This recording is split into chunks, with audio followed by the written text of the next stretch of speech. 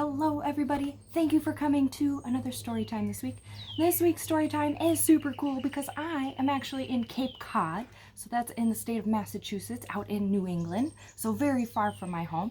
And I have been playing in the ocean all week long, which is totally different than what we see in Minnesota and Wisconsin, so it has been super fun to see all sorts of new plants and animals that I don't get to see at home. Yesterday, my family visited the Cape Cod Museum of Natural History, so it's all about the plants and the animals in the region, the history of the people in the region, and how this region formed, which was super interesting to learn about. And they had this really fun book that I picked up, and I am excited to read to you for story time today. It's called The Lobster Garden. Speak out against pollution with a wicked, awesome Boston accent. And it was written by Alli, Brydon, and Egg Keller, and they wrote it intentionally to be read in a Boston accent, so I hope I don't offend anybody out there. My mom grew up in Massachusetts, so I grew up listening to her Boston accent, and I just love it, and I love this story, so I hope you enjoy it as well. Go ahead and get started, and then talk a little bit more about oceans at the end of our story. The Lobster Garden.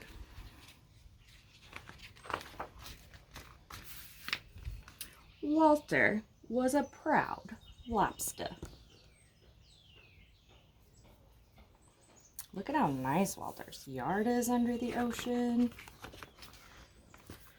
His home, spotless. His style, straight out of Crustaceans Illustrated.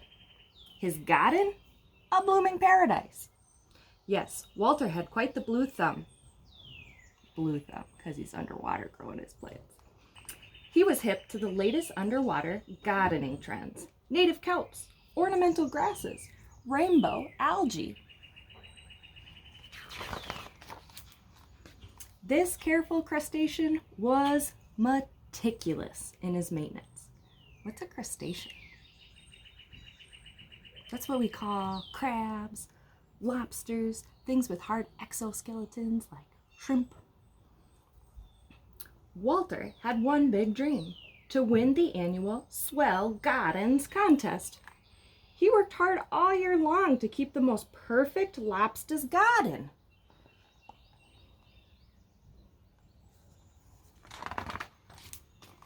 But that honor always went to his next door neighbor, Milton. So here's Walter. He's looking pretty grumpy that Milton won again.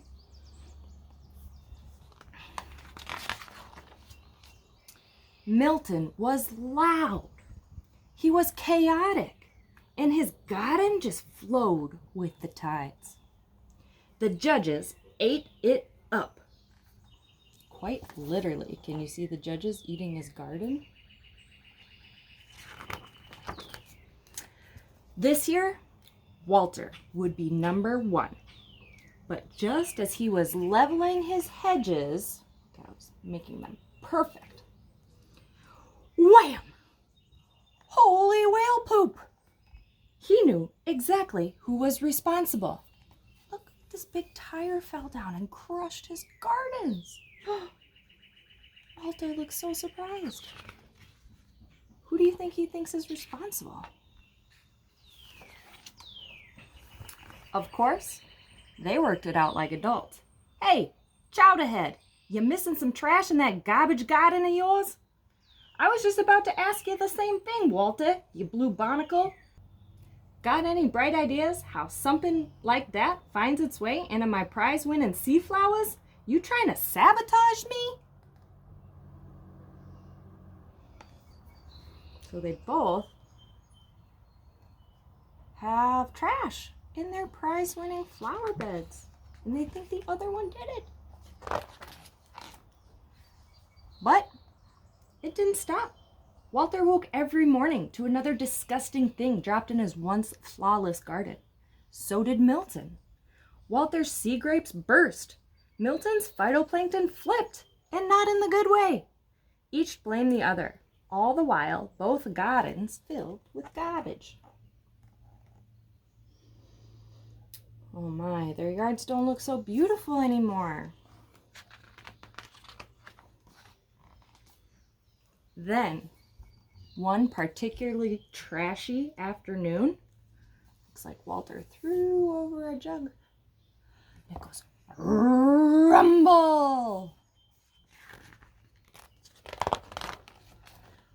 Crumble, rumble, boom, crash, shudder! The garbage mountain tumbled down. Uh-oh. Pop! Clearly, things had gotten out of claw. They're fighting. Thud! What fell into their gardens? A toilet? Milt, I think we found the culprit, said Walter. Who's the culprit? Who's dumping garbage into their ocean gardens? A boat. How's about we get a look topside, said Walter. I was going to suggest that same thing, said Milton. Milton and Walter hightailed it to the surface to take a look around.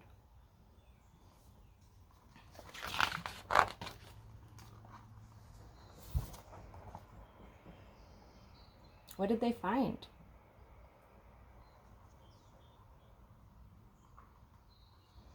Looks like these fishermen, but maybe not, because these are lobster cages, so they are fishing, trying to catch lobster. And they're just throwing their garbage into the ocean, and it's falling down on these lobsters' homes. Milt, I got an idea how to solve what appears to be a mutual problem, said Walter. I'm all antennae, Walt. So it says lobster pot hollow. So a lobster pot is what the fishermen use as a trap. And then the lobsters go in there and they haul these lobster pots back up to shore, and that's how they catch lobsters. So what do you think they're going to do? Here's Milton and Walter, and they're bringing all their garbage, right? And they're putting it in the lobster pots, cleaning up their yards, and putting the garbage back into the pots.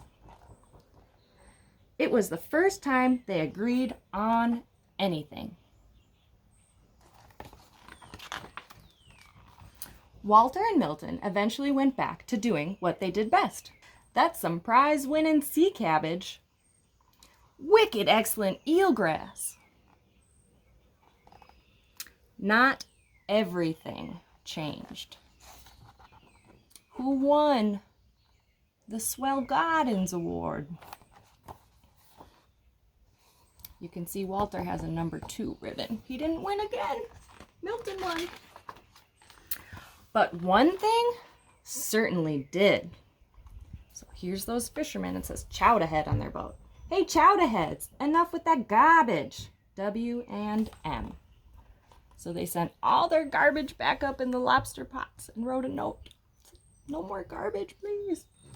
And now, look at how beautiful their lobster gardens are again. Lobster knowledge. So it's going to teach us a little bit more about lobsters and the ocean. So I'll read this for you. Oceans cover more than 70% of our planet. That's a lot of water. Scientists estimate that 1 million species of underwater creatures live in our oceans, from the smallest plankton to the largest blue whale. Most of Earth's living beings actually live underwater rather than on land. And more unique sea animals are discovered all the time, such as the rare blue lobster, like Walter. Have you ever seen a clawed lobster like our friends Walt and Milt before? Lobsters are crustaceans, meaning they have a hard outer shell called an exoskeleton. They also have 10 legs that are jointed or bendy at a point in the middle. 2 of those legs have large, super strong claws, which lobsters use to crush and tear apart fish to eat. Their bodies are about 10 to 20 inches long and end in a flat tail. The blue lobster, like Walter, is rare to find. Its blue color comes from a genetic mutation that makes them produce more of a certain protein. Underwater life. In this story, Walter and Milton live in the ocean and grow some pretty spectacular gardens there. filled with kelp, eelgrass, and sea cabbage, and more. These plants are not only beautiful, but also helpful to those who live up on land. Did you know that sea plants make half the oxygen that humans breathe? Whoa, thank you, sea plants. The ocean is a wild and wonderful place, home to creatures you may already know, like lobsters, fish, whales, and sharks, and home to some that seem too strange to be true. For example, have you ever heard of a vampire squid, mantis shrimp, or mimic octopus? Go check them out. They're amazing. Our oceans are colorful, vital, and diverse ecosystems, and we cannot live without them. But just like in Walter and Milton's fictional ocean home, humans pollute Earth's oceans daily. Billions of pounds of garbage and other pollutants go into the ocean each year, from single-use plastics to leaking oil and detergents to carbon emissions and even noise pollution. Humans are responsible for much of the ocean's decline, and our under-the-sea friends are at risk. So this week, instead of resources and activities, we're going to read what this book shares with us that we can do to help the ocean. So try to pick something from this list to do with your family. It says, how can you help Walter, Milton, and their neighbors? Reduce and or recycle the plastic you use, like plastic straws, bags, toys, and bottles. I'm going to challenge you a step further to refuse one of those items. So we don't need plastic bags or single-use plastic straws. Find an alternative that we can use over and over again. Second one is help clean up a coastline. Okay, we live really far from the ocean in Minnesota and Wisconsin, but that doesn't mean we can't do our part. We're part of the Mississippi watershed, so all of our waters eventually drain out into the ocean, meaning any garbage that we put on our lawn, right, that maybe gets washed into a nearby river, eventually gets washed into the Mississippi and makes its way all the way down to the ocean. So we can do our part by keeping our area clean and preventing that litter from getting to the ocean in the first place. Don't pour anything but water down the drain. Okay? Ask your parents to buy and cook fish that are sustainably sourced. So a lot of our fish are caught using very unsustainable methods where we drag these big nets through the ocean and we end up killing a lot of animals that we're not even fishing for. So making sure that the fish that we buy at the grocery store is sustainably sourced can be a huge help to animals living in the ocean. Keep learning about the state of our oceans, right? We're learning more and more every day about the ocean, so keep track of what's going on. And most importantly, talk about ocean care and conservation with your friends and family and get them on board too. So share what you learned today. It says these organizations are doing good things for Earth's oceans. So you could check out Ocean Conservancy, the Plastic Pollution Coalition, Oceanic Preservation Society, Oceana, or the Monterey Bay Aquarium Seafood Watch. And that one will help you, or the Monterey Bay Aquarium Seafood Watch, and that one will help you know which seafoods are okay to eat and which ones are very harmful to eat. Wicked awesome, kid. I won't read all these, but it has some really funny glossary if you wanted to speak with a Boston accent. This is a really fun book to pick up if you like that accent. So again, this week, instead of our normal activities and resources, make a change that's going to help our ocean. Go out and pick up litter, especially if it's in a river or a lake or some in the water that's going to get to the ocean.